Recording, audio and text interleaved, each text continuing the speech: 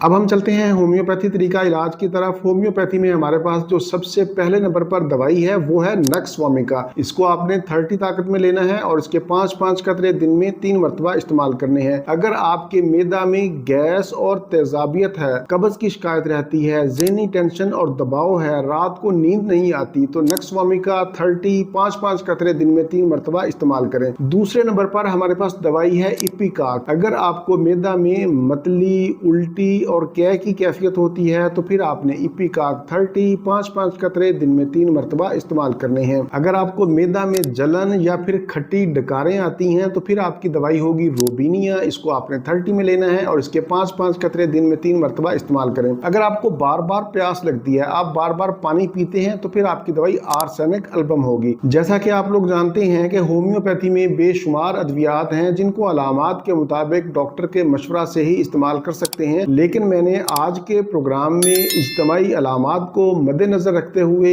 एक नुस्खा तरतीब दिया है। आज के हमारे इस नुस्खा में 3 अद्वियात हैं। पहले नंबर पर हमारे पास दवाई है बिस्मत, इसको आपने 30 में लेना है। दूसरे नंबर पर हमारे पास दवाई है अर्जेंटम नाइट्रिकम, इसको भी आपने 30 में लेना है। और तीसरे नंबर पर हमारे पास दवाई है इपिकाक, इसको भी आपने 30 में लेना है। तीनों अद्वियात के 5-5 कतरे एक ही पानी में खाने से 30 मिनट पहले या खाने के 30 मिनट बाद आप इस्तेमाल करें। इन तीनों अद्वियात की अहम अलामात यही हैं कि मैदा में गैस, तेजाबियत, जलन की कैफियत होती है, खाने के बाद दर्द और बेचैनी बढ़ जाती है, रात को नींद नहीं आती, उल्टी और मतली की कैफियत होती है। अगर आपके अंदर इस तरह की अलामात पाई जाएं तो आप ये तीनों अद्वियात लेकर इस्तेमाल करें। 15 से 20 दिन इस्तेमाल करें, इंशाल्लाह आपको अफाका होगा।